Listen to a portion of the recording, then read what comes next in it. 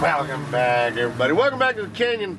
Welcome back to another weekly update where, first and foremost, I begin by apologizing in advance because Shacktoberfest has betrayed me.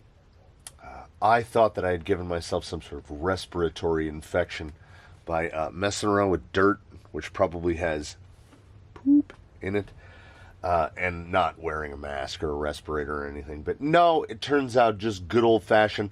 I'm not a guy that goes places. I don't go places where there are people, and I went a place where there was a lot of people, and I am sick for the first time since December of the year of our Lord 2020. So that's a pretty good record. I am not a person that routinely gets sick. Once I got my diverticulitis under control and stopped throwing up on every major holiday, I don't really get sick, but I am sick right now. And it comes and it goes. I can sort of get down here. But yesterday, it was very congesty in the chesty and right above the nose, like right up in this area, just like a searing pressure. And I don't know. I think I'm past the worst of it. It's probably like a 72-hour thing. And it has sucked for a couple days, but we persevere. There has been coursework to any of those who saw and mind you, I was sick for a lot of it, so not a lot of coursework. But it took, honestly, it was 72 hours before anything happened to me. So when Shacktoberfest, 72 hours later, I started to get the throat tickles. And then I would say yesterday, as today is the 27th, the 26th was kind of the worst of it. And I feel like I punched through the worst of it. Did it stop me from working on rigs? No. Come on. Let's be real here. So, upcoming, I don't know how to structure this. Coming up most immediately is today's stuff. We'll get to that after we get to the stuff that's second most immediate, which is what's coming up tomorrow. I was sent in this thing, Losi Comp Crawler. There's a video of this, which will be up tomorrow. It's something else, man. It is really something else. It's really something else. 4.5 pounds. So I got that thing running.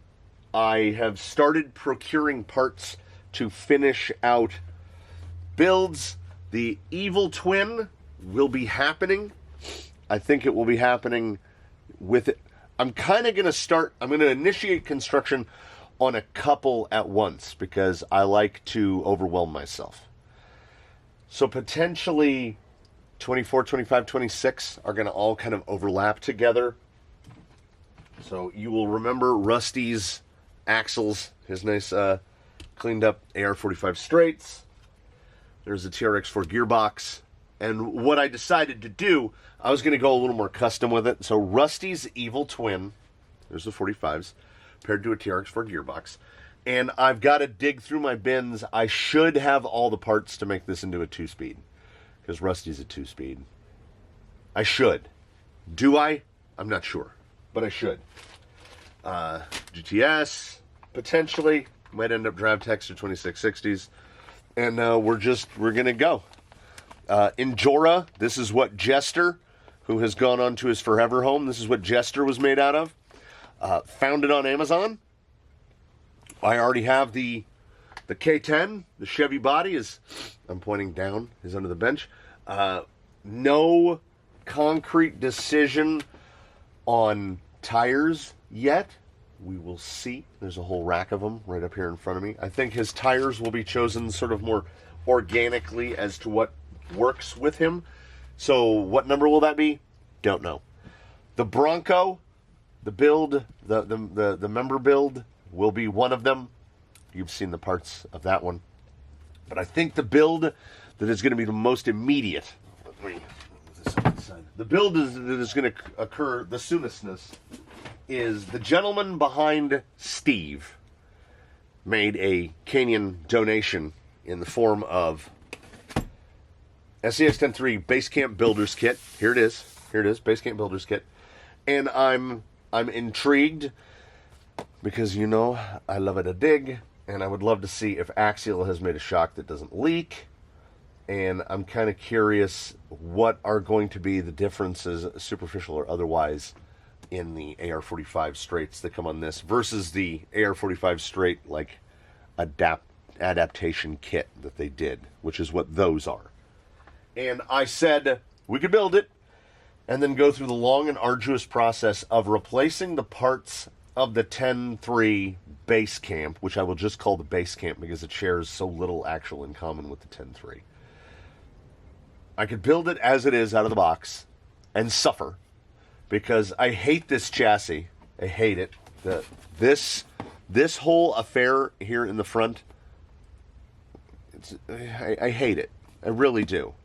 The way the servo mounts, like no servo horn wants to fit.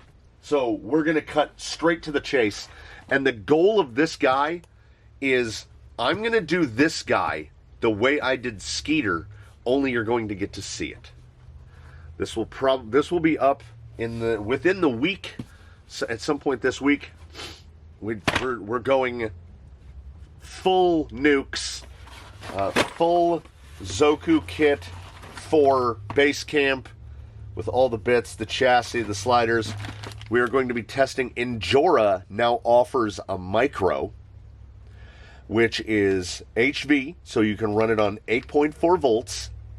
And for those of you who are in the same camp that I am, in that micro servos are not my favorite thing because they're fiddly, the horns tend to be expensive, and the servos themselves are grotesquely expensive. I'm pointing around mentally to a rig here that has a micro servo. It's yellow.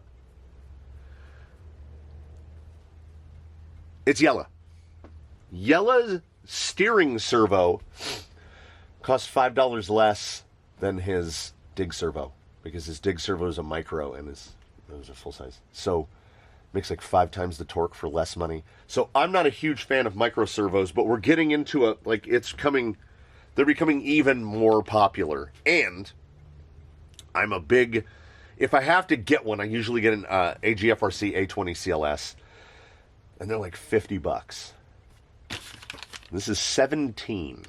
So the hope is, and also direct drop-in, listed as direct drop-in for Traxxas. So we've just got a regular Futaba 25 spline, not 25 spline mini, just a regular 25 spline. So I can put any horn on that. So this will be the dig servo in here. I also picked up some Mias weighted covers just because they look really good. Like, I really like the look of those. Mias is on the come up. Speaking of, we got to finish this one before I speak of Mias again. Yeah, look how good the packaging is. Look, the guy knows what he's doing. And we've already got what we're finishing it out with. You can't see. It's a Zool, baby. I am pleased by the irony of that. So, Zoku Base Camp with a Zool. Oh, hold on. I didn't get everything out. I'm in the beadlock drawer. What? You mean you don't have a beadlock drawer?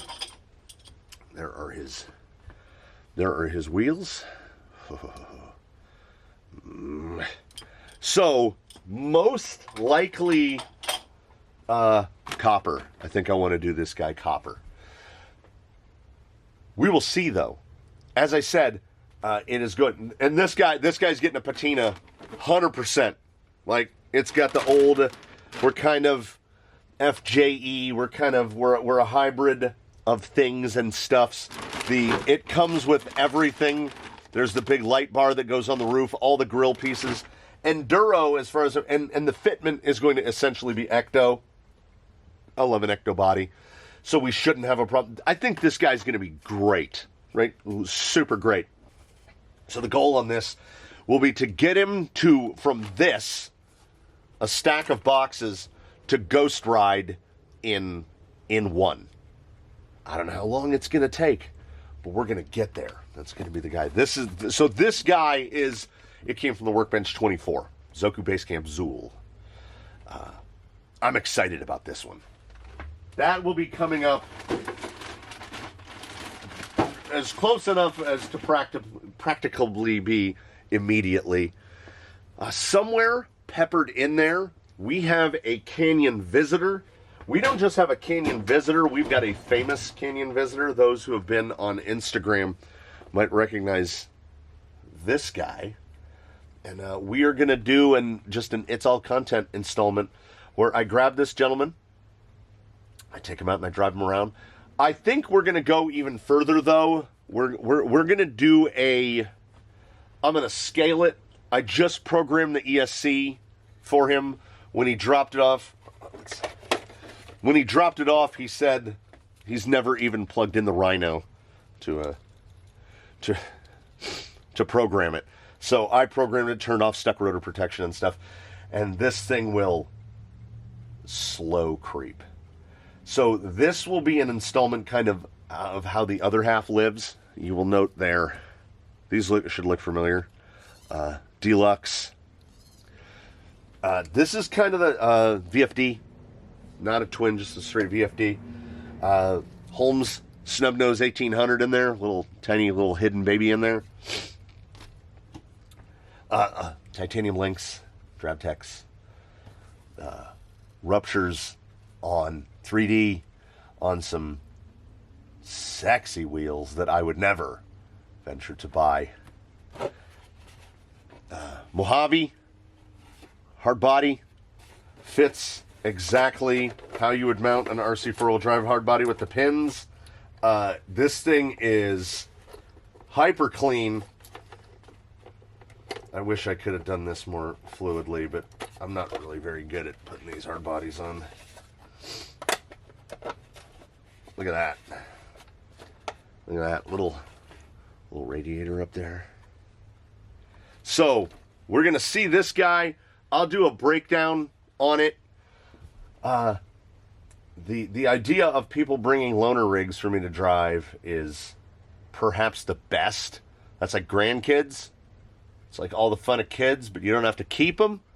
So the grandkid series of driving other people's rigs, man, I hope this takes off. So that will be up in the next couple days. What's coming up today is our buddy Ghost Rover, which you'll notice something is conspicuously missing here, which is this. Because I had been looking at Ghost Rover, and Ghost Rover's problem with flex was that rear flex was severely limited by the cage. Like, his first step was we took off the fenders. Then I decided to take off the cage. I made new pins. You see them, they're bolted there. Because the Phoenix has guide pins right here. So I made new ones that are a little bit longer and will accept a body clip. So now he is just a full truggy. And when you have a full truggy, because of with a Phoenix truggy with a no cage truggy, so okay, a Phoenix cab only, you find out that it looks really, really short. Like, I think the proportion of this actually looks pretty good. And very recently, I coughed my way all the way through it. I stretched the wheelbase on this guy 15 millimeters. So this is now sitting on a 330 millimeter wheelbase, and I think that will be beneficial overall. I also bobbed the chassis. I cut the rear of the chassis off. And the more I look at it, aside from this being a handle and the way I used to pick it up, the temptation is where this brace terminates right here. You can see the brace right there. I'm tempted to just cut the chassis off right there. Not to save weight, but kind of for the looks of it, because we can indeed. This thing has more travel, perhaps, than anything here. I had put so many shock holes in it that I can stretch the wheelbase 15 millimeters and not have any problem with shocks. So, as he is slightly cab forward, the rear links are insane. These are 145 millimeter rear links. Compare that to the little guys in the front. And as I was working on him, those of you who are Element owners might recognize these little pieces.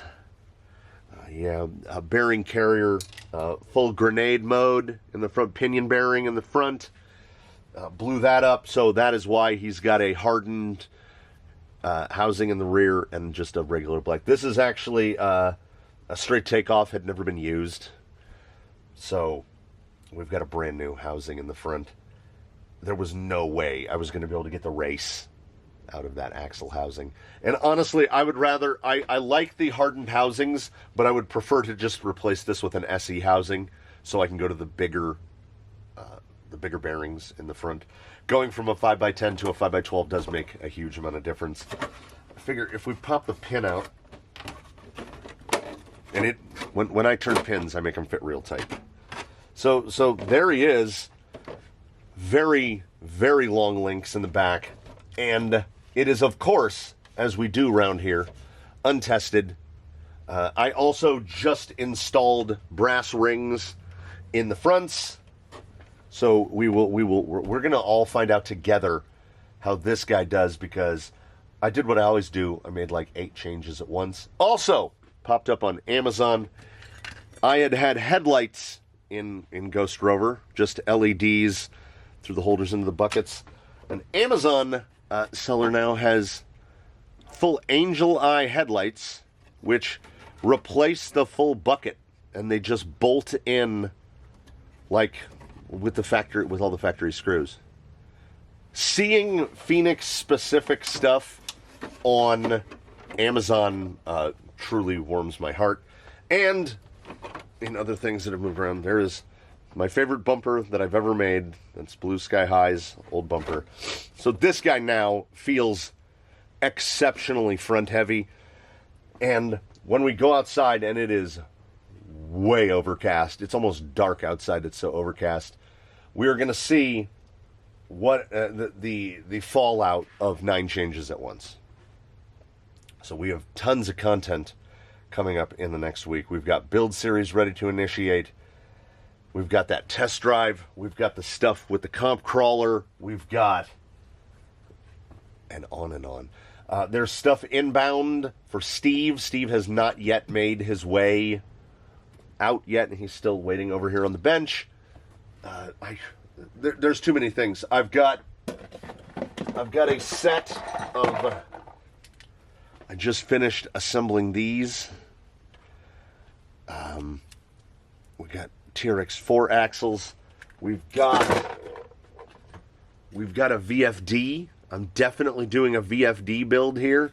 And we'll talk about it more outside. I'll remember to talk about it outside. But the VRD, we would be remiss if we didn't talk about the Vanquish VRD, would we? Because after seeing the VRD, I thought nothing would tickle me more than to build a Canyon VRD, a faux RD, flat plate chassis, do some kind of chassis up, VFD gearbox, and some good old Amazon Mias axles. It doesn't get better than that. I think I can potentially replicate a VRD for less money. RTR, I can get a VRD on the ground for less money than buying a VRD. That's the goal. Because carbon fiber is half the weight of an aluminum rail. This aluminum rail, which is pretty sizable, this pair of rails will probably weigh about 5 ounces. So the weight savings is not significant. When I put the carbon fiber rails, the bundle of consonants that are on Yella, it shaved a negligible amount of weight. The one place that I would recommend carbon fiber rails is if you have a TRX4 and you want to get your TRX4 Sport a little more capable, because the TRX4 C-channel chassis rails are absolute tanks. When I did the carbon fiber rail conversion on Daphne, it dropped half a pound. I had to change all of her springs because all of a sudden she just levitated up to the top of her springs because she had no weight left. Traxxas C-channels are incredibly heavy. Everybody else isn't really incredibly heavy. The VRD, we're talking about it a little bit inside, I haven't gone outside yet. The VRD loses a bunch of its weight because it doesn't use the Vanquish plastics, the big stiff plastics. It just uses little sort of standoffy guys like this. So, much how this guy is laid out.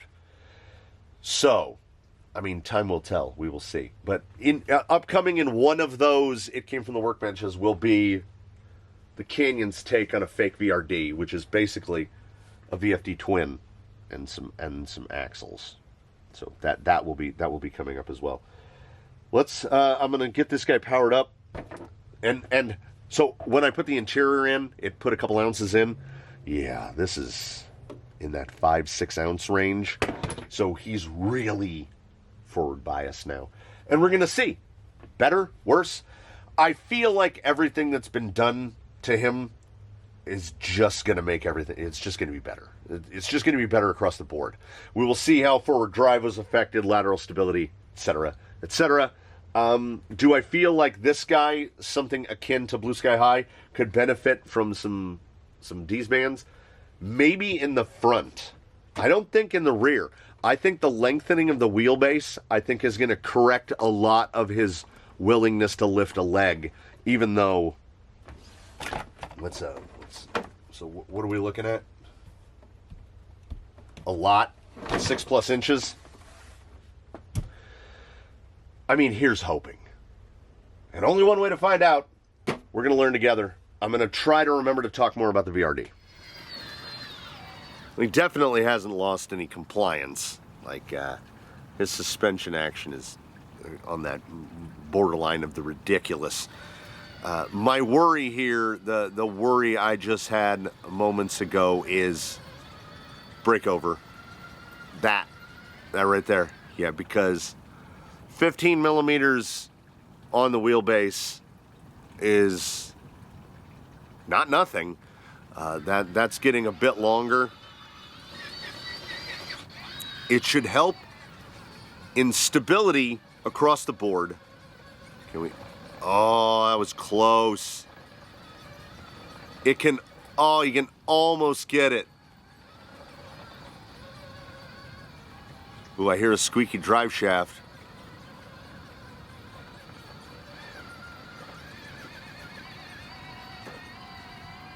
No, overall he feels really good. He feels really good.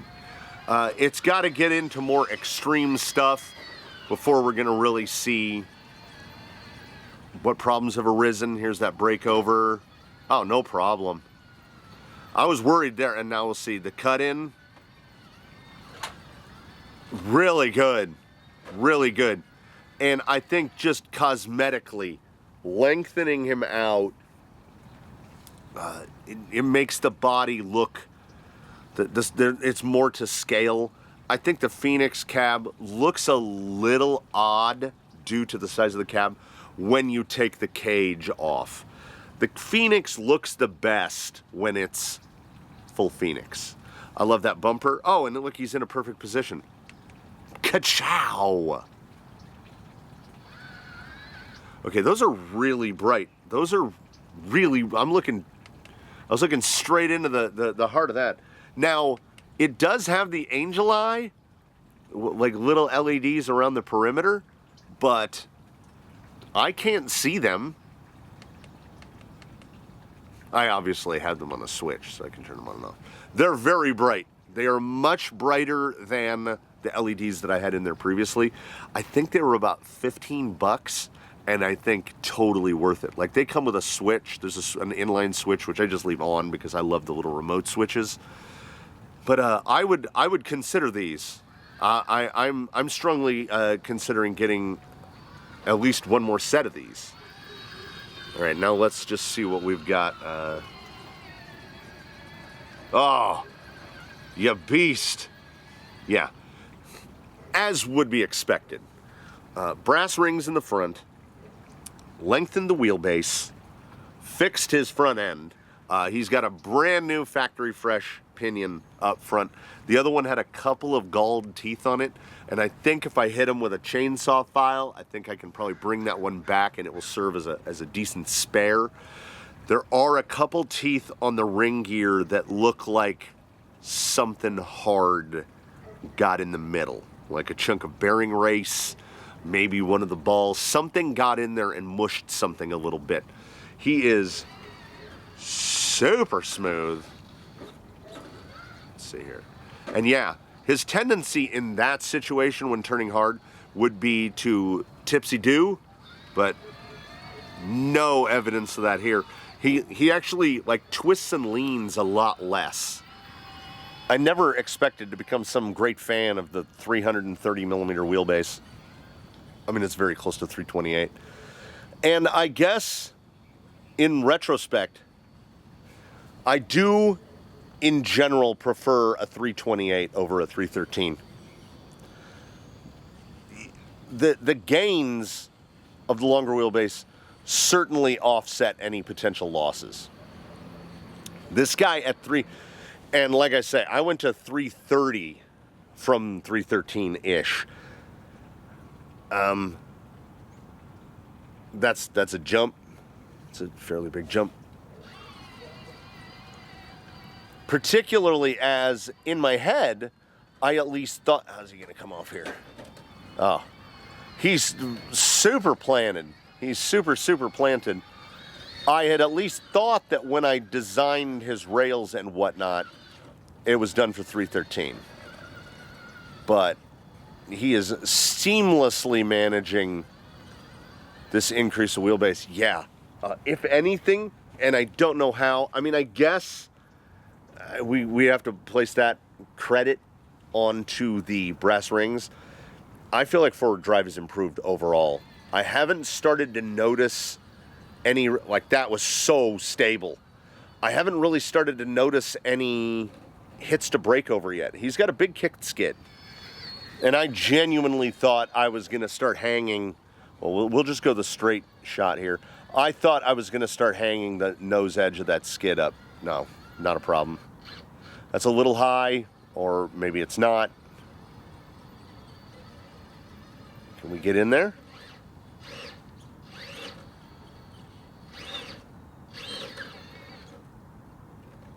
I'm just, again, hearkening back to from the comments of that sometime back where somebody just asked the question, have you tried tusks versus holds?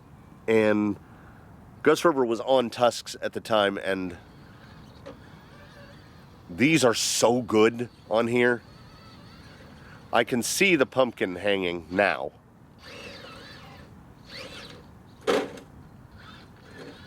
We can get out of that, right? You wonder how I break pinion gears or blow bearings? No, we should, like, right? We should just accept it. Because I will just keep punching at it. Yeah, he does. He was a leg lifter. He would really get the unloaded front tire up high, and he does not now. Now,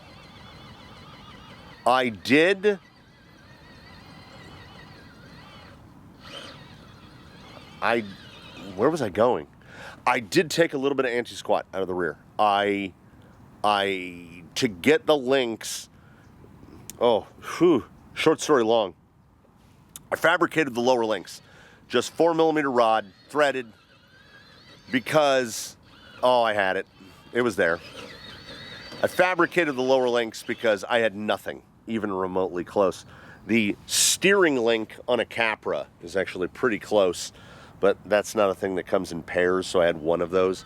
So I had to fabricate the 145s that are the lowers. And for the uppers, I was like, I think he was running 90s for the top. So I was like, I just need 105s. That shouldn't be a problem. So I actually settled on like 109. They may be 109, 110. So I moved some of the link mounting holes around just willy-nilly, as one does. But I was really looking, I wanted to get the links equal separation at axle and chassis. I wanted to try that out because it should sort of neutralize the rear end, and I feel like it really did. It wasn't just chosen purely at random. I was looking at the link positions, and when his chassis got fabricated, oh man, I put so many holes. There's 24 shock mounting holes in the rear, and upper link holes, I think there's 18.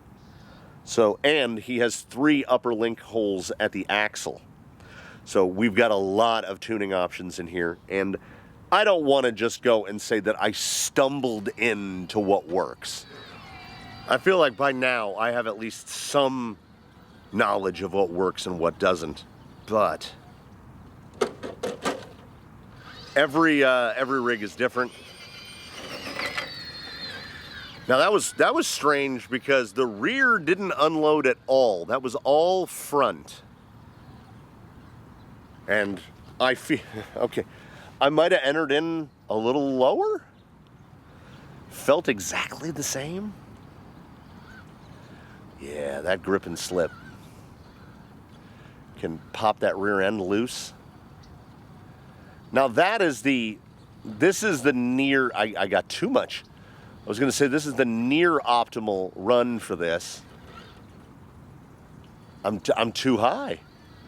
I anticipated more chance of a rollout, but the rear stays really pushed down.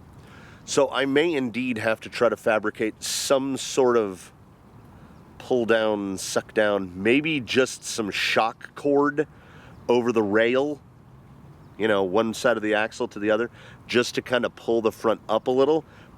I don't want to harm compliance, but we had pretty good luck with the D's bands on Blue Sky High. I'm watching that high side tire. There it goes.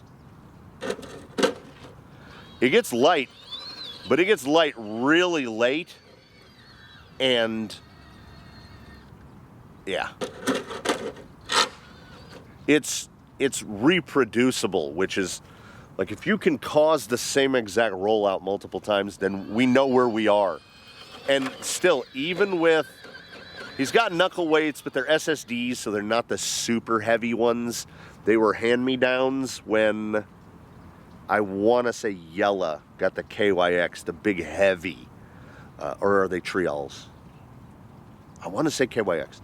They're the heaviest element knuckles you can get, and he got handed down the SSDs because he originally had none. Yeah, his suspension is really, really close. I think the link positions are there. I think the shock springs are there, which is perhaps the most surprising one for me. Is it gonna transfer? No. Yeah, see, that's perfect. I one-handed that through there because I felt like he had it. Yeah, that's really good. He's really close to really good. So let us indeed. Oh, whoo, there it is. There it is. That's not an easy move. I think its appearance belies its actual difficulty. But if you've been here and you've watched tire tests, you've watched many a rig flail trying to pull that up without a bump or the shuttle. Was it a fluke? No. Oh. The link position just must be that much better in the rear. Chosen half for convenience, because I don't think these are the forever upper links. They're not very pretty, but I think the length is pretty good, because I think the uppers that were on there before might have been a little short.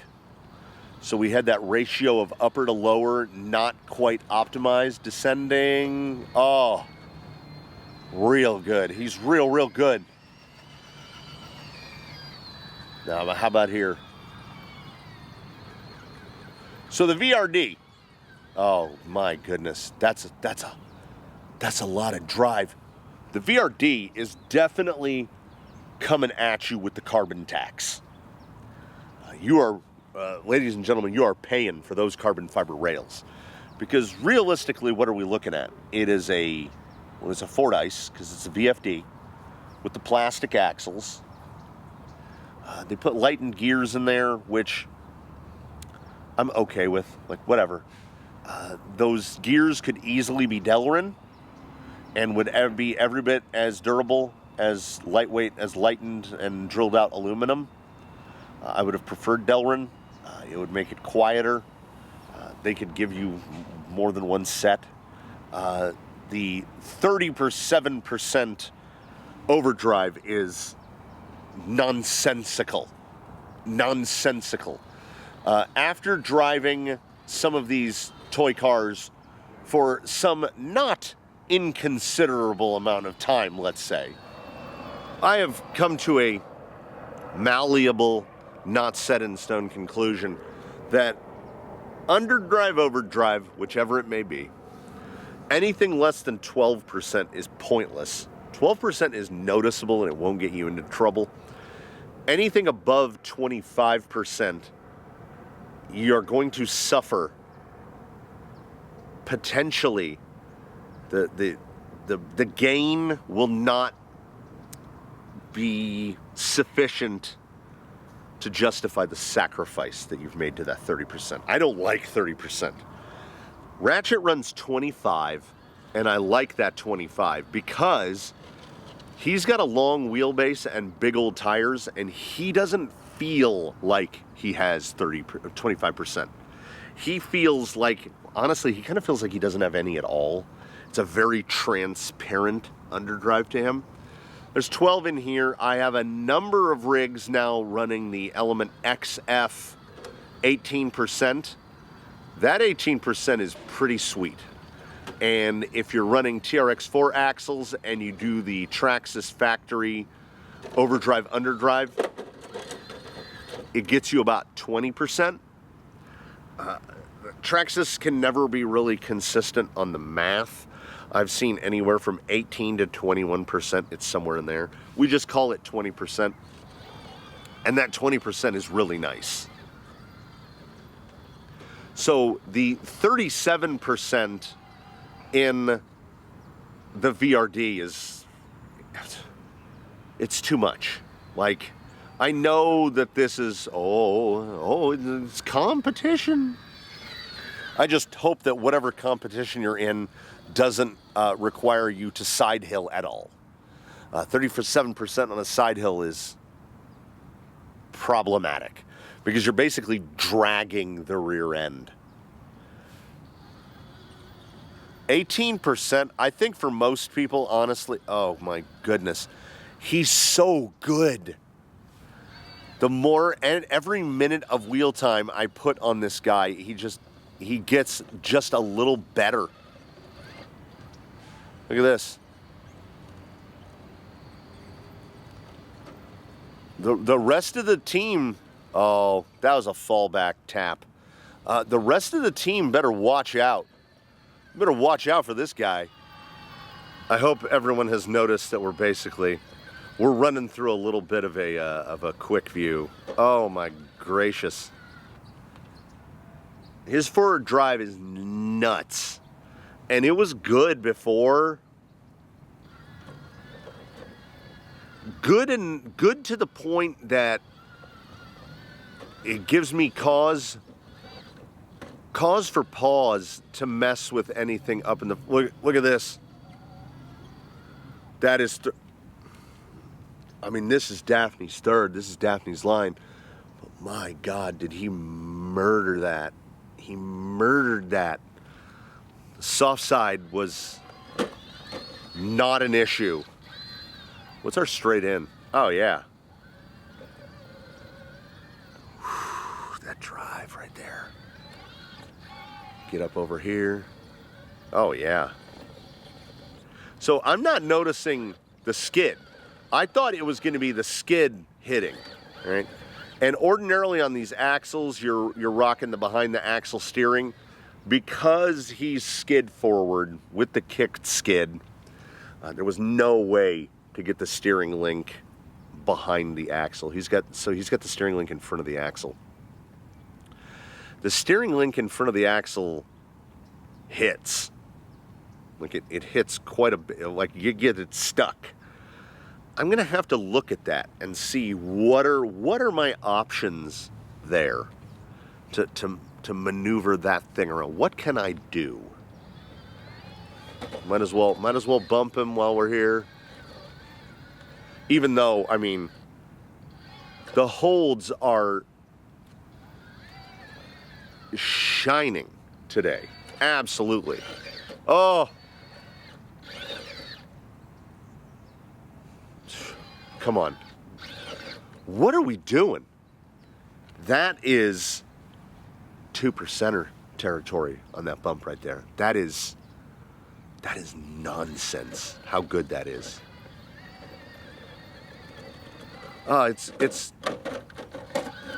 It's a good place to be,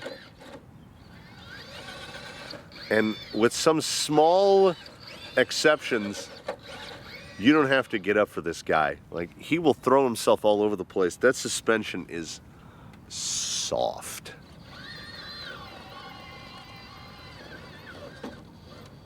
But like, we get dumb and we'll just pull back right out of it. Yeah, so good. My sole issue here is that steer link in the front, which, how was it not a problem before? Seems a fitting and perfect time for a first appearance. You've got Hannah Montana over there in the back. I think you can actually see all the Montanas right now. Extreme upper right-hand corner, you've got Joe Montana, got Hannah Montana over there up top, and she's a little bit out of top of the frame. Monty Montana right here in front of you. I don't know if Monty Montana has been on film. There is another brutal,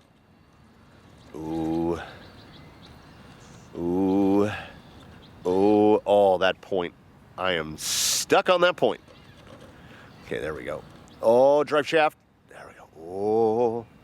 Oh, let's see it from the other side. Again, doesn't look bad, but it's pretty bad. Okay, roof's in already. Oh, that underhang right there, that's cruel. Oh, there's a murder hole down there. I don't think I can cut any steering back. Get up over, get up over, get up over.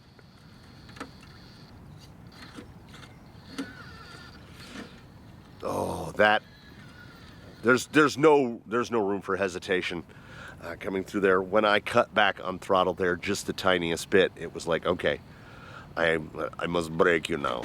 Oh.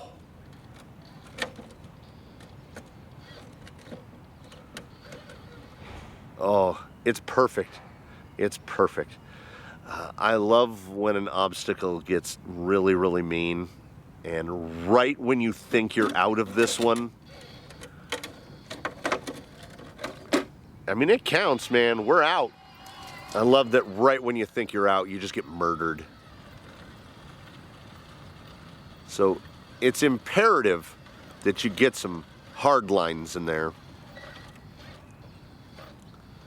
This side's a little loose too. Oh, again, there's that steer link right into the rock. Try to wrap it around. Positionability is so good. These tires are so responsive.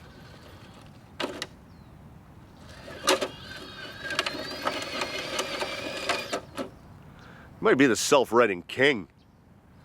And it can't just be tire. Oh, that was a good skid hang. It's got to be a little bit of geo. Yeah. This has never been driven on. You can see him just kicking dirt loose. Scrabbling. What a dude. Oh, come on. Oh, man. Ghost Rover just dominating today. So good. And honestly, let's be honest about it. I know, man, I had more thoughts. I know I had more VRD related thoughts. But my brain, my semi-functional brain, is more addled even than usual.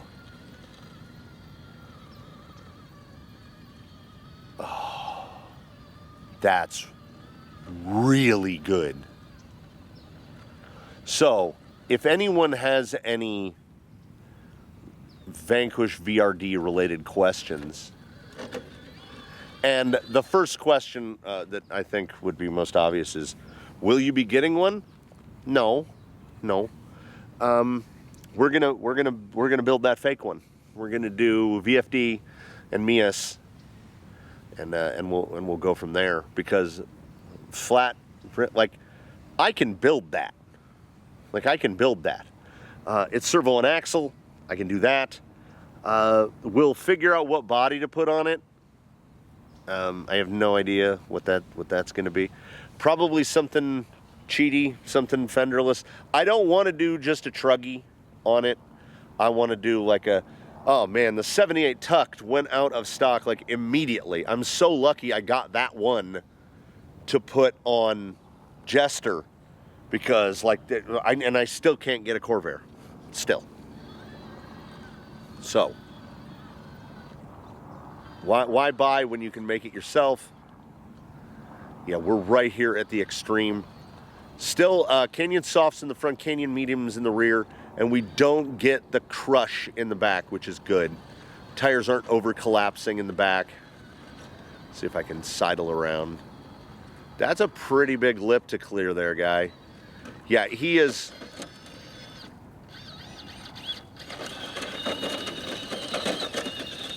I can do, yeah.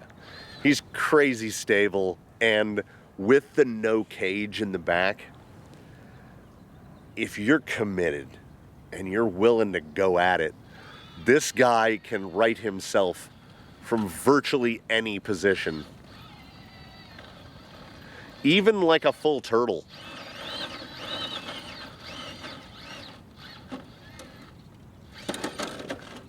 Oh man, he's so good.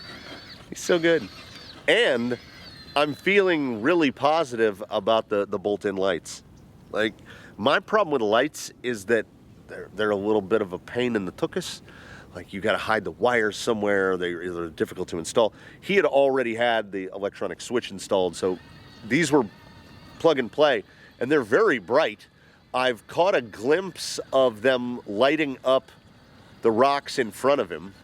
We're gonna go for the tumble. I don't know what is hanging right there. There we go.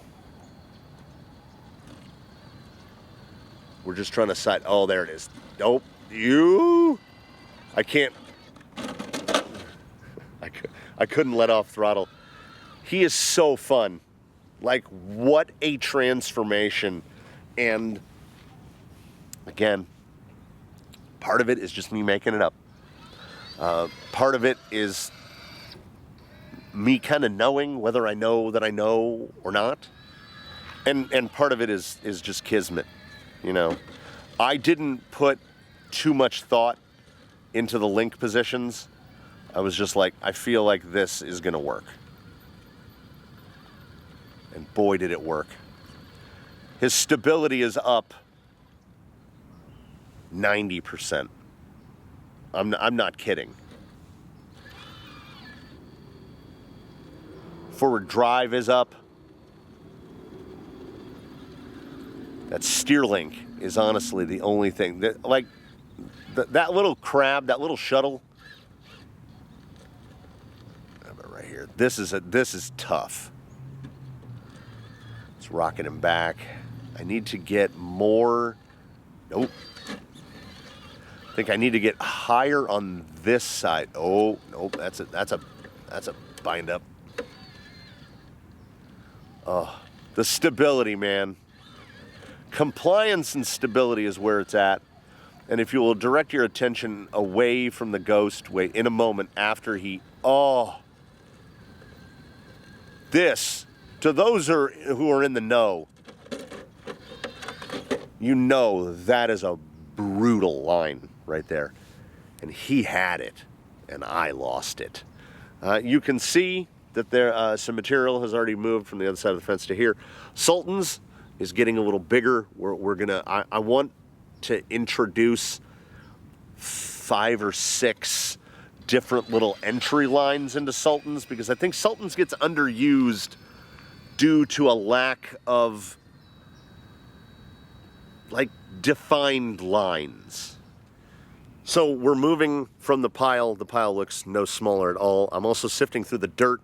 I'm rebuilding the dirt transition over here at Teardrop, and we're just gradually moving material over here across. And the way I did it was I ran the broom down across and basically set the line. And when I had originally started working Sultans, it was just kind of all pocketed in. So that section, okay, so you see the two bridges, and you see right in here below the tree tobacco, this section right here is all going to get built up. Like, I've established the front line, that's the bottom line, and it will get aproned in, like all of this stuff over here, because we want as many, hey little buddy. We want as many entry points as we can get. Although this guy, I think, can. It's the steer link is my real point of problem. This is a risky place to drive. A, I can't see, and B, this is all just loose. So the perfect place to drop a wheel down in and just snap all your business. So we'll be building this up. Wanted to come over here to give it a little, to emphasize the scale a little bit. And I figured with the new material that's been dropped off, about 16 tons worth, start from closest to furthest, because we'll do a sweep. We'll do a sweep again. The material is right there. So I fill that orange wheelbarrow, I put 10, 12, 13 pieces in there, enough to where it doesn't make my elbows scream. And then I just bring them over here and I distribute them out. So it'll take a couple weeks, but the stuff's all on the ground. It's not in a container. I'm in no rush. So we're just gonna do it nice. The weather is nice. The forecast high for today is 73 degrees. So good. Ghost Rover is so good. Better than he has ever been. Look at this boy. Look at that angle, if you will. So I don't even know how long I've been rambling, but I feel like it's been a minute. It's been a minute. This is going to be an extended installment of the weekly update. Stuff to be done, stuff that's been done. We are hanging out and we are banging it out. I thank you so much for stopping by. I would love to talk more about the VRD and whatever else. If you have any questions at all, if you have any suggestions for any installment of the Weekly Dumb, drop them down in the comments below. Thank you so very much for watching. I can feel the pressure building up in between my eyes. It sucks, man. I look forward to seeing you in the next installment. Look forward to seeing that Zoku out here with all the fancy bits. Look forward to seeing that Losi comp crawler, which that thing is wild. We're going to do that one-day build on the Zool-bodied Zoku base camp. Ooh, man, I can't wait to get started on that one. I cannot wait. So I will see you all next time. I will bid you a fond farewell from here in the canyon. Thank you again so much for being a part. Whether you are a subscriber or a member or what have you, I thank you so much for your attendance and your kindness and your willingness to listen to an old dude ramble about how much he loves toy cars. Thanks for coming by. I hope that between now and when we all meet again, which hopefully is soon, you want to all do your very best to have a good one, everybody. We'll see you again here from the canyon. And he's been pretty good at everything, so let's see how good he is at this. We'll catch you next time. Damn.